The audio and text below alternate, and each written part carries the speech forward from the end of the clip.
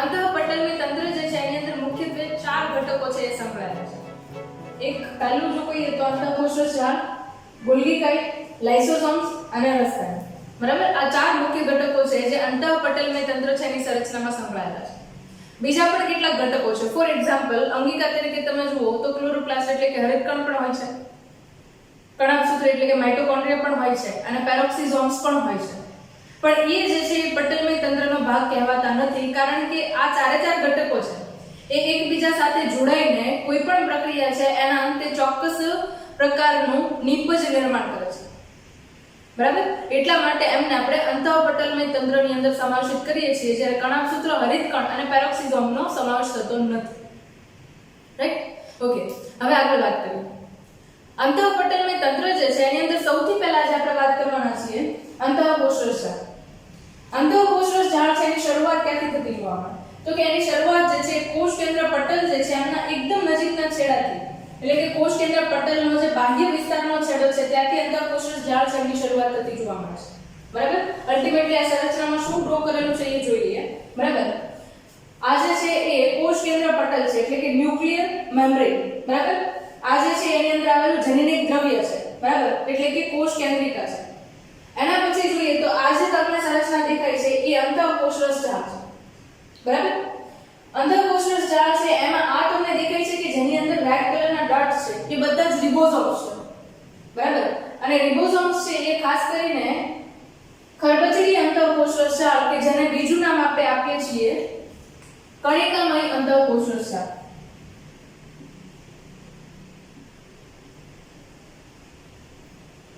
કણિકામય અંતઃકોષરસ જાળ. બરાબર, કારણ કે એની સપાટી ઉપર રિબોસોમ્સ આવેલા છે. બીજી સંરચના તરીકે અહીંયા આગળ તમને આપેલી છે લીસી અંતઃકોષરસ જાળ. તો એને આપણે કહીએ છીએ કણિકા વિહીન અંતઃકોષરસ જાળ, એટલે કે લીસી અંતઃકોષરસ જાળ છે એનું બીજું નામ છે કણિકા વિહીન અંતઃકોષરસ જાળ.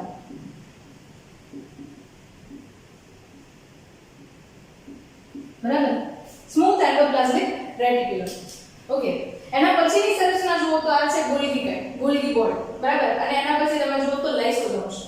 હવે રસધાની છે પર્ટિક્યુલરલી મેં અહીંયા આગળ ડ્રો નથી કરી, કારણ કે રસધાની છે એ કોષનો લગભગ 90% હિસ્સો જે છે એ વનસ્પતિ કોષની અંદર આવેલો હોય છે. બરાબર, તો મારે અહીંયા આગળ બોર્ડ પર દેખાડવા માટે એટલી બધી સ્પેસ નથી, પણ અલગથી આપણે ફિગર ડ્રો કરીને ત્યાર પછી રસધાની છે એને અંડરસ્ટેન્ડ કરશું. રાઈટ? તો મુખ્ય સંરચનાઓ તમને ક્લિયર છે. કોષ કેન્દ્રની અંદર આ એનું જનનિક દ્રવ્ય છે. રાઈટ? ઓકે, હવે સમજીએ કે અંતઃકોષરસ જાળ છે એ કેવી રીતે પ્રક્રિયાની અંદર એકબીજા સાથે સંકળાયેલા છે. એ પહેલા વાત કરીએ તો જે આ કોષરસ છે, રાઈટ? આ જે આખો એરિયા છે શું છે આપણો? તો કે એ જે છે એ આપણો કોષરસનો વિસ્તાર છે. અને કોષરસના જે માધ્યમની અંદર આ બધી અંગિકાઓ છે એ હાજર હોય છે.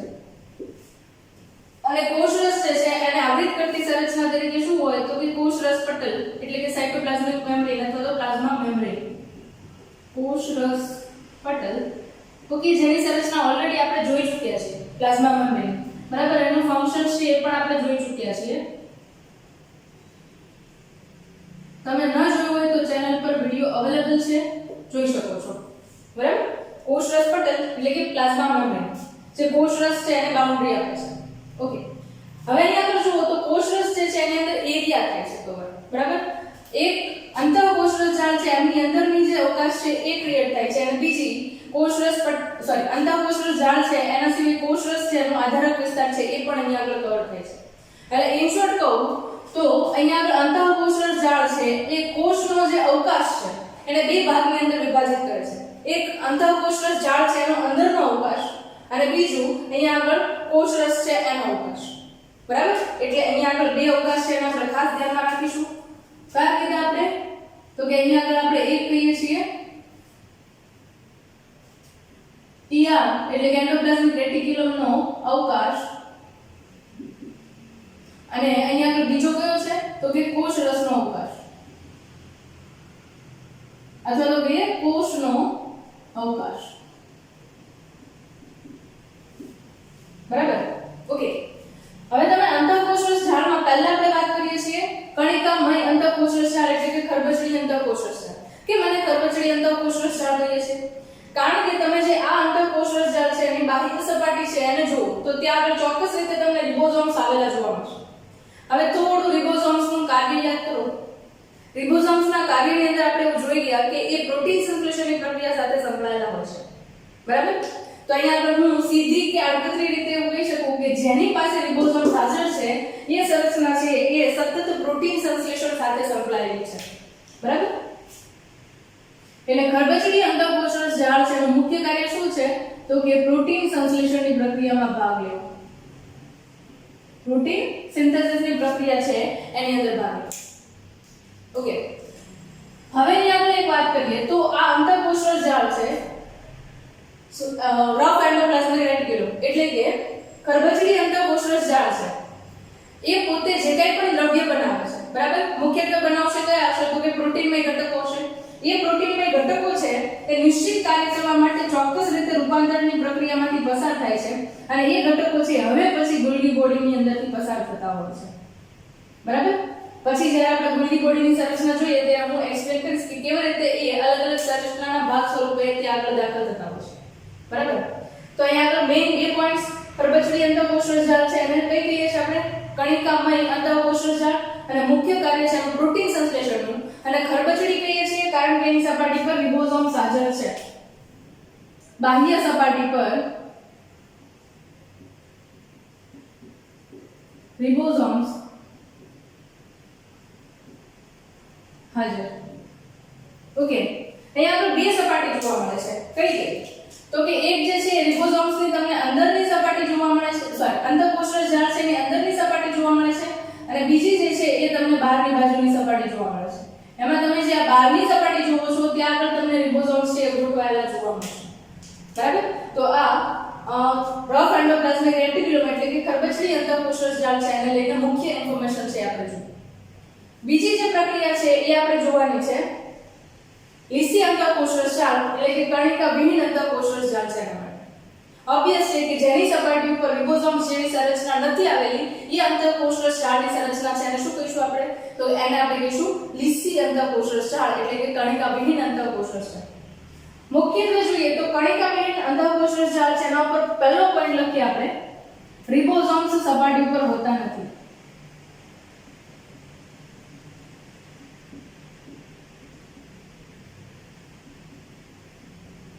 ઓકે, તો આપણને પ્રશ્ન થાય કે અહીંયા આગળ રિબોસોમ્સ નથી તો એ અંતઃકોષરસ જાળ છે એનું કાર્ય શું તો કે મુખ્યત્વે એ અંતઃકોષરસ જાળ છે એ લિપિડ ચયાપચય સાથે સંકળાયેલી છે. બરાબર? જ્યારે લિપિડ ચયાપચય સાથે સંકળાયેલી છે ત્યારે એક વેલ નોન ખૂબ પ્રખ્યાત એવા પ્રકારના સ્ટીરોઇડ્સ છે એનું નામ બધાએ સાંભળેલું છે. બરાબર? તો મુખ્યત્વે જે લિપિડ યુક્ત સ્ટીરોઇડની સંરચનાઓ છે એ બધી જ લીસી અંતઃકોષરસ જાળ છે એની અંદરથી સંશ્લેષિત થતી હોય છે એટલે કે સ્ટીરોઇડનું સંશ્લેષણ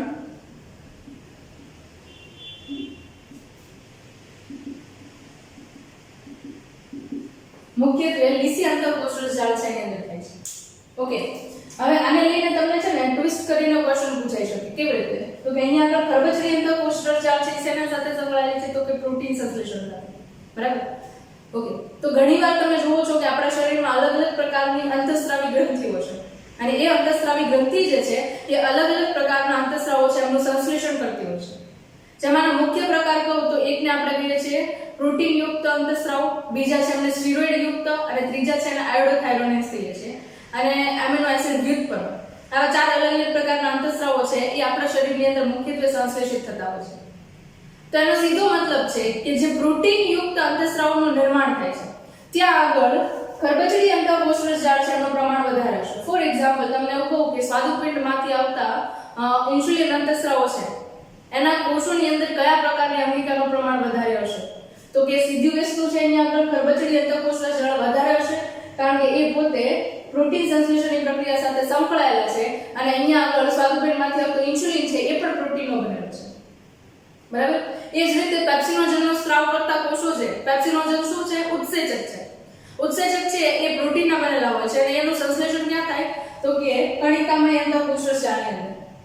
તો એમની અંદર પણ તમને એનું પ્રમાણ વધારે હોઈ શકે. બસ એટલું યાદ રાખવાનું છે કે પ્રોટીનને લઈને મોટા ભાગની સંરચનાઓ છે બધાનું નિર્માણ ક્યાં થશે ખરબચડી એટલે કે કણિકામય અંતઃકોષરસ જાળ છે એની અંદર. બરાબર? બીજી વસ્તુ અહીંયા આગળ ક્વેશ્ચનની અંદર લીસી અંતઃકોષરસ જાળ છે એને લઈને ક્વેશ્ચન કેવી રીતે પૂછાઈ શકે તો કે આપણે સ્ટીરોઇડ પ્રકારના અંતઃસ્રાવ ખાસ કરીએ તો જે પ્રજનન અંગો છે એમના વડે ઉત્પન્ન થતા અંતઃસ્રાવો એટલે કે હું તમને વાત કરું તો અહીંયા આગળ ટેસ્ટોસ્ટેરોન છે, એસ્ટ્રોજન, પ્રોજેસ્ટેરોન છે, આ બધા અંતઃસ્રાવો છે એ પ્રજનન તંત્રને લગતા અંતઃસ્રાવો કહેવાય. બરાબર. અને એ અંતઃસ્રાવો છે એમનું નિર્માણ ક્યાં થાય તો કે ટેસ્ટોસ્ટેરોન હોય તો મુખ્યત્વે શુક્રપિંડની અંદર થાય અને એસ્ટ્રોજન અને પ્રોજેસ્ટેરોન હોય તો મુખ્યત્વે એનું નિર્માણ અંડપિંડની અંદર થતું હોય છે. તો ત્યાંના જે કોષો છે એમની અંદર હું એવું કહી શકું કે ત્યાં આગળ કણિકા વિહીન અંતઃકોષરસ જાળ એટલે કે સ્મૂથ એન્ડોપ્લાઝમિક રેટિક્યુલમ છે એનું પ્રમાણ વધારે હશે. બરાબર. આઈ થિંક હવે તમને લોકોને જો એમસીક્યુ ટ્વિસ્ટ કરીને પૂછાય, ક્વેશ્ચન ટ્વિસ્ટ કરીને પૂછાય તો પણ તમને યાદ રહી શકે અને આવડી પણ શકે છે. રાઈટ? ઓકે. બીજી જે સંરચના છે અહીંયા આગળ ગોલ્ગી કહેવાય છે. બરાબર. સૌથી પહેલા આપણે વૈજ્ઞાનિકને યાદ કરી લઈએ. કેમિલો ગોલ્ગી નામના જે વૈજ્ઞાનિક હતા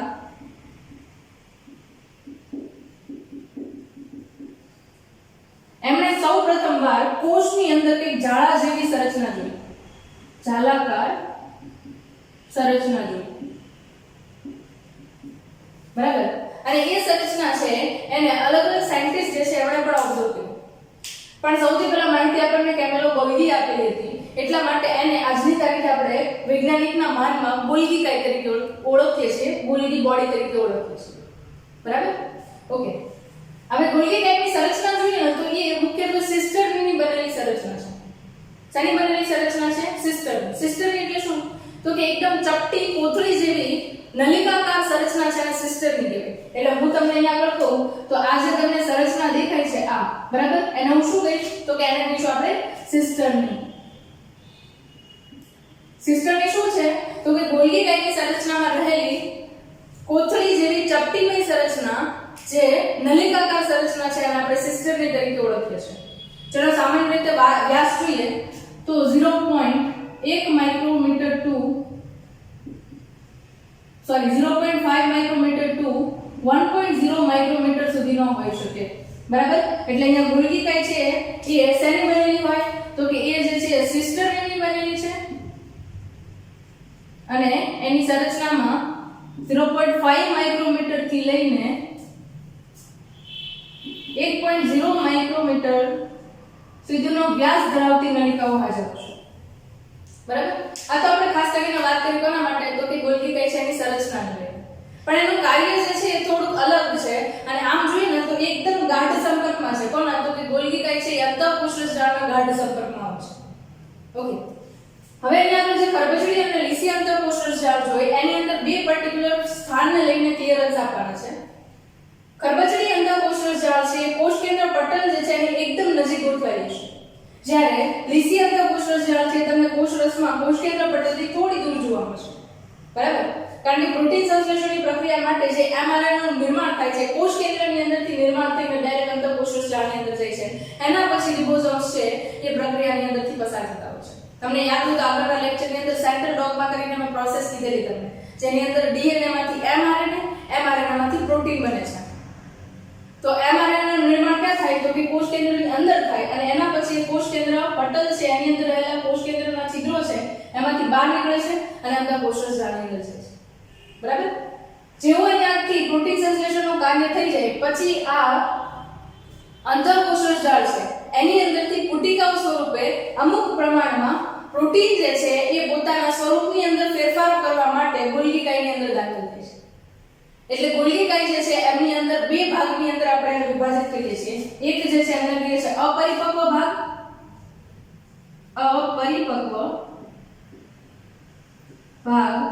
અને બીજો જે ભાગ છે એને કહીએ છીએ આપણે પરિપક્વ ભાગ.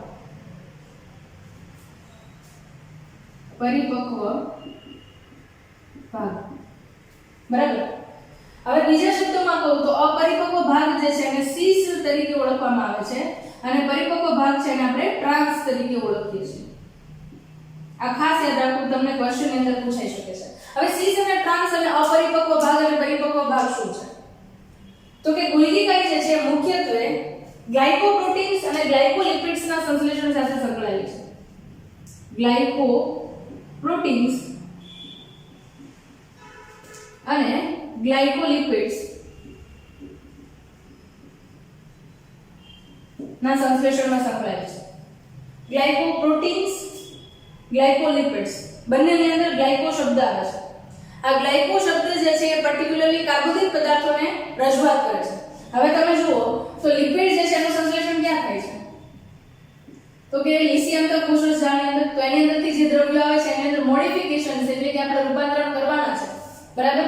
તો એ ક્યાં થશે? તો કે એની અંદરથી આવતા પદાર્થો છે એમાંથી ગોલ્ગી કાયમાંથી પસાર થાય એના પછી એ રૂપાંતરિત થશે, બરાબર?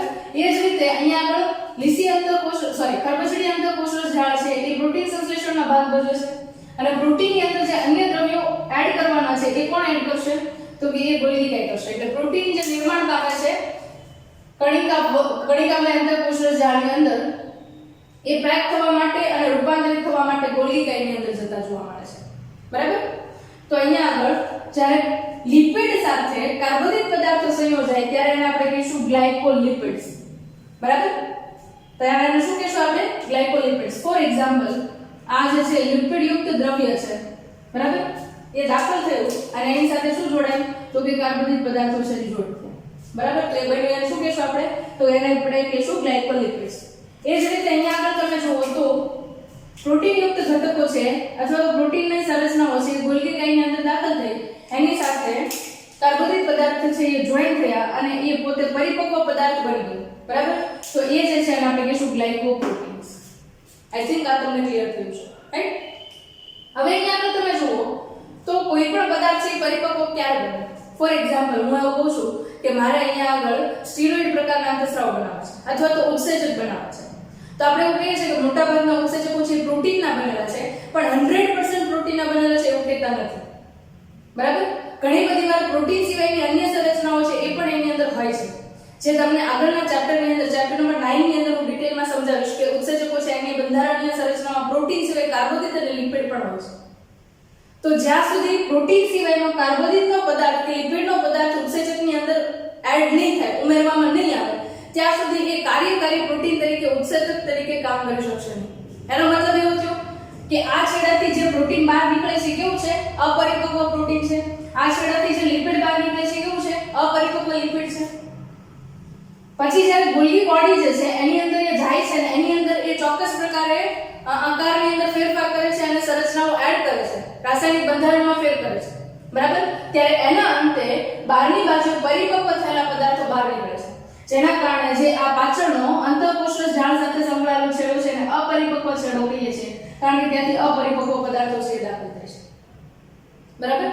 એ જ રીતે અહીંયા આગળ અપરિપક્વ છેડા બાદ જેમ પદાર્થો છે એ પરિપક્વ બનતા જાય એટલે કે અન્ય પદાર્થો એડ થતા જાય એમ એ પરિપક્વ છેડા તરફથી કાર્યકારી પ્રોટીન કે કાર્યકારી લિપિડ સ્વરૂપે બહાર નીકળે છે, જેના કારણે પરિપક્વ છેડો કહેવામાં આવે છે, બરાબર?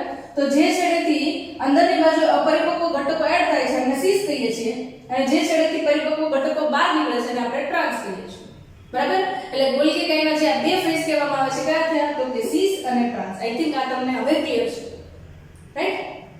ઓકે. હવે અહીંયા આગળ તમે જુઓ તો ગોલ્ગી કાય અને કોષરસ પટલ છે એની વચ્ચે ઘણી બધી જગ્યા છે, બરાબર? અને આ ઘટકો જે અહીંયાથી નિર્માણ પામે છે, બરાબર? એ ધીરે ધીરે કરતા સંરચના આખી પૂર્ણ થયા બાદ ગોલ્ગી કાય જે છે એની અંદરથી બહાર નીકળે છે, બરાબર?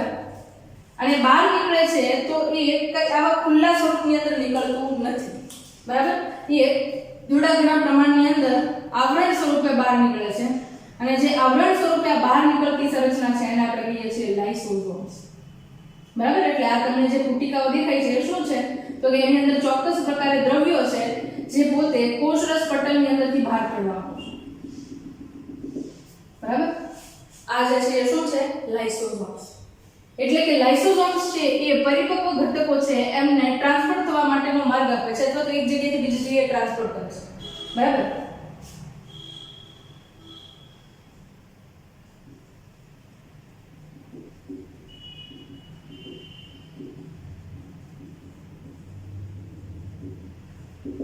રાઈટ? આ તમને ક્લિયર છે.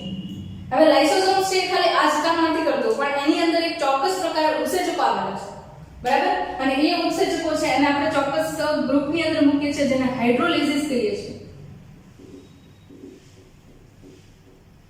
હાઇડ્રોલિસિસ,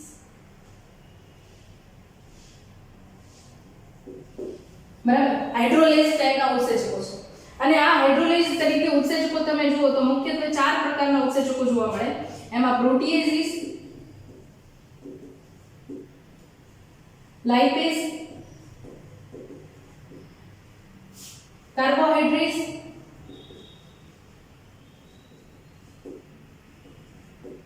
અને ન્યુક્લિયસ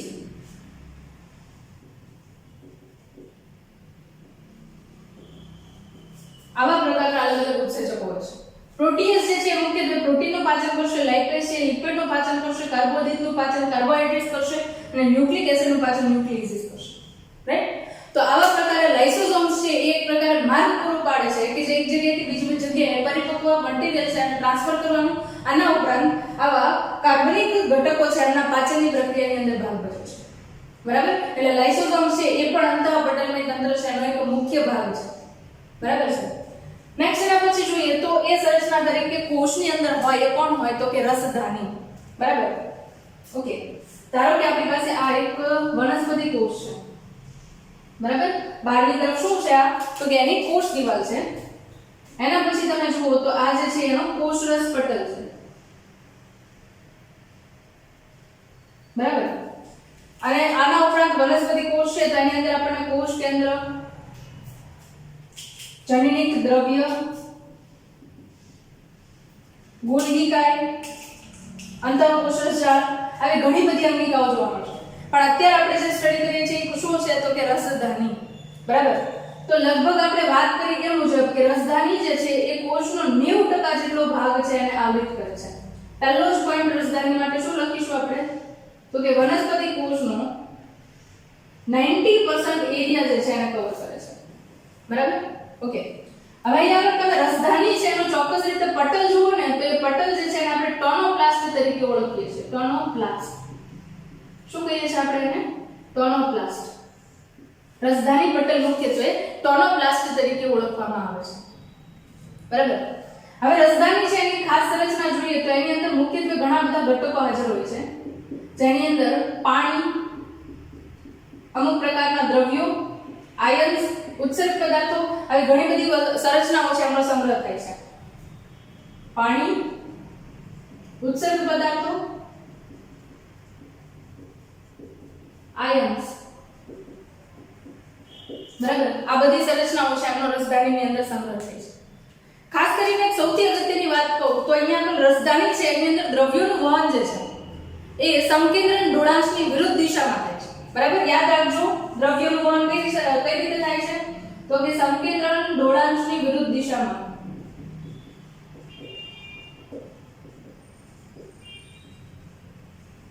આ તમને યાદ છે. બરાબર? ફોર એક્ઝામ્પલ કોષરસની અંદર દ્રવ્યો ઓછા છે. બરાબર? છતાં પણ એ દ્રવ્યો જે છે એનું વહન ક્યાં થાય છે? રસધાનીમાં વધારે દ્રવ્યો હોવા છતાં પણ રસધાનીની અંદર વહન થાય છે. જે સાનુકૂલિત પ્રસરણની પ્રક્રિયા છે એ તમને અહીંયા આગળ સંકેન્દ્રણ ઢોળાંશની વિરુદ્ધ દિશામાં રસધાનીની અંદર ટ્રાન્સફર થતા જોવા મળે છે. રાઈટ?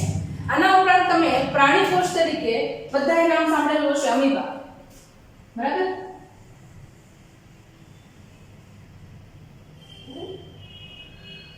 ઓકે.